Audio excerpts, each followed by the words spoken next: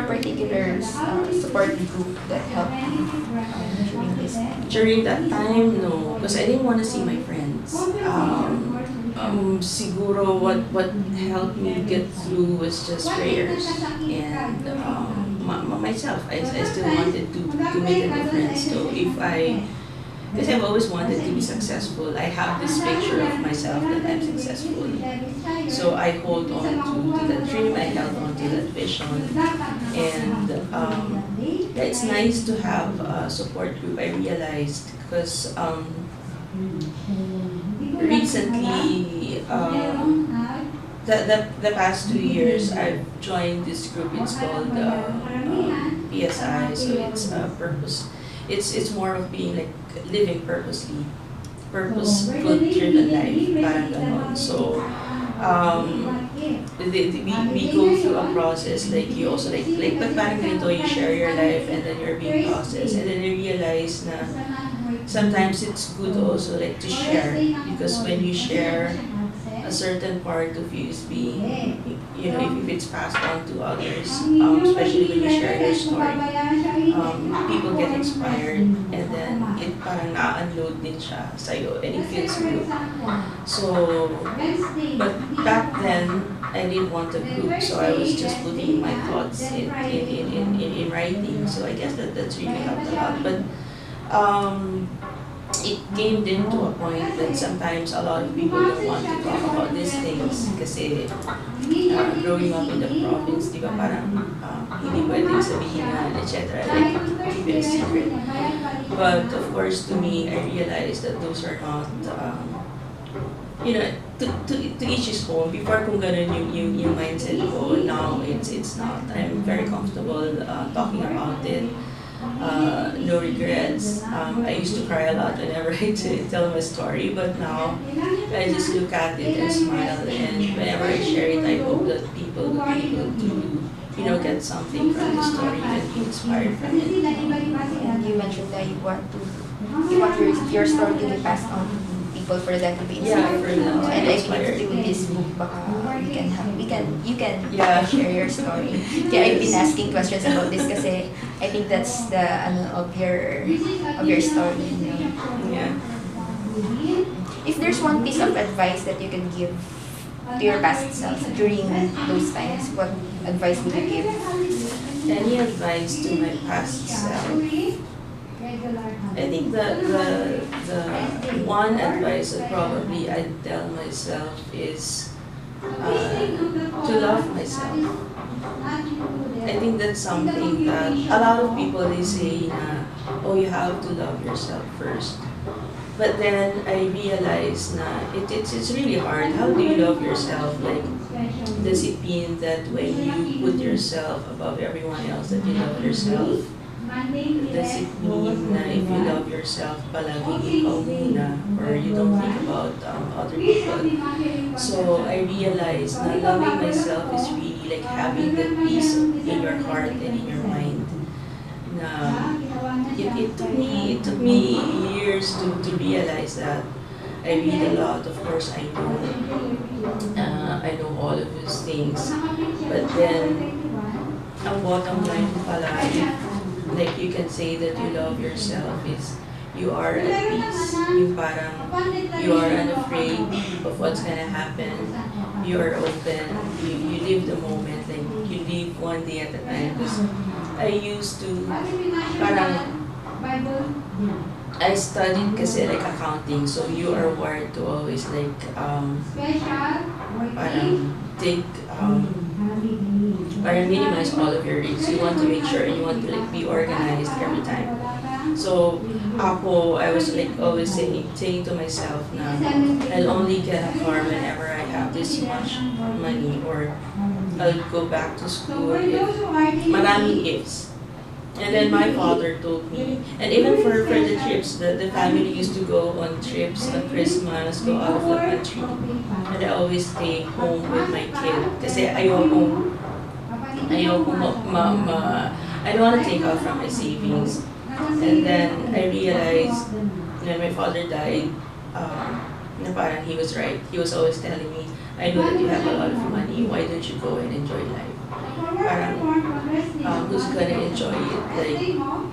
Like when he knows that I'm taking care of my son, I want to make sure that, you know, because isa lang ang parent niya, and I only have one son who's gonna take care of him. So parang I was just making sure that he had a good future.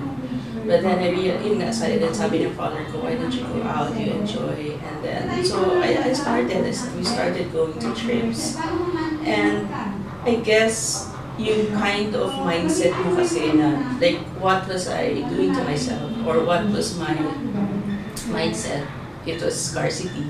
Parang scarcity mentality, di ba? So, and we all know that whatever you put in your mind or whatever is it that you're thinking is gonna happen. So, I kind of reverse that. It has to be, I have to think of abundance. I have to think of happy thoughts all the time. Para that's the kind of energy that the universe will give back to me. And I'm happy na, let's say for example, yung son ko is already like a CPA. And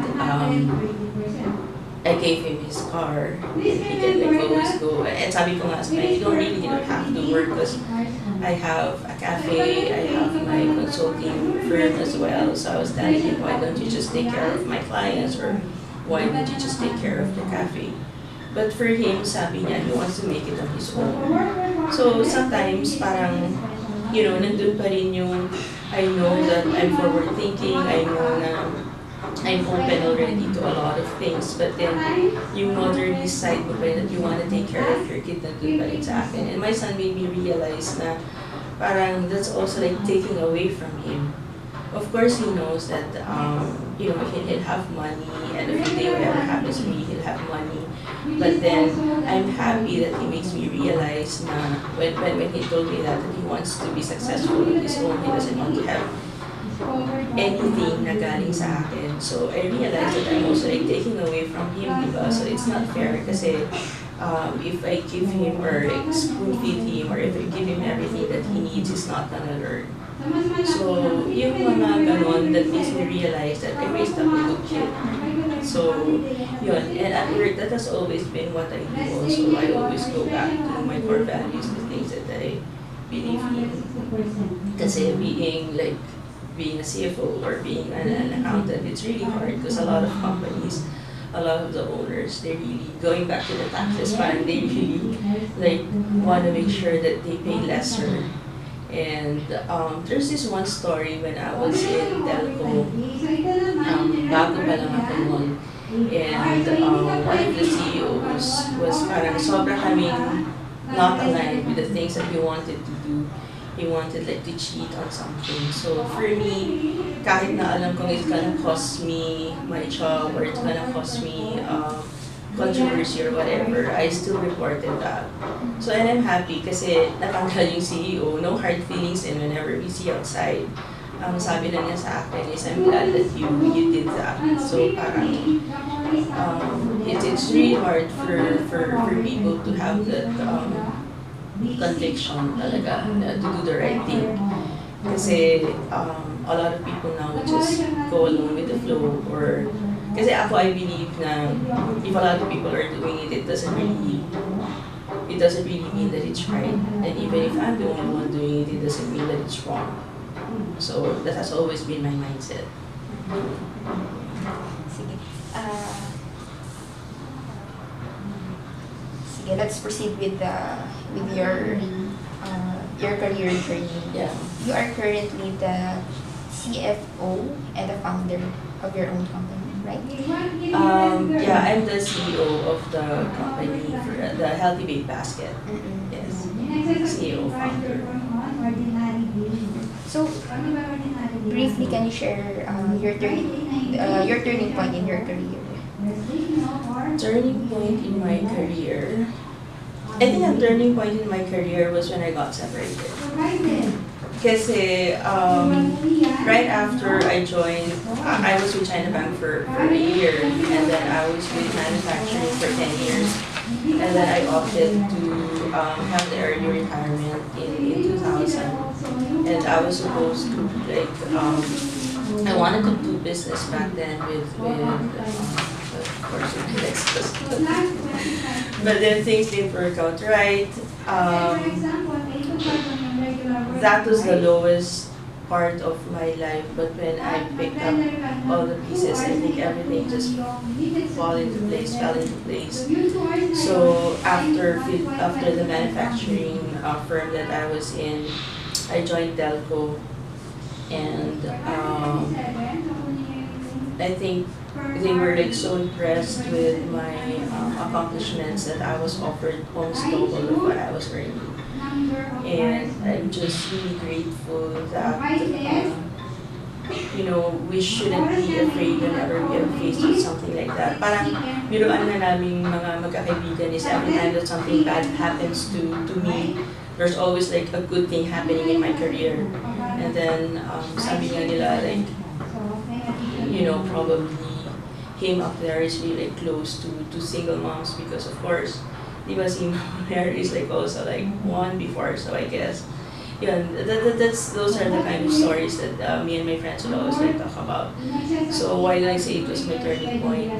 Kasi I was bolder, I was making a lot of risk, and to me that was survival. I just wanted to make sure that me and my kid had a good place to stay. We could eat 3 times a day for meals. Kasi when I got separated, I stayed with my sisters, and it was hard for me because it was something I wasn't expecting, and I was so dependent sa husband ko.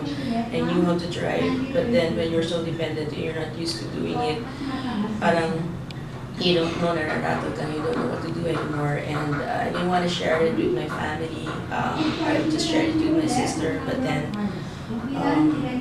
what can I do? Everyone's gonna do anyways. And I remember that time that we got out of the house, and like there was nowhere for me to stay. But and then I stayed with my sister. Of course, it was hard until I got my own place, and then now me and my son have our own.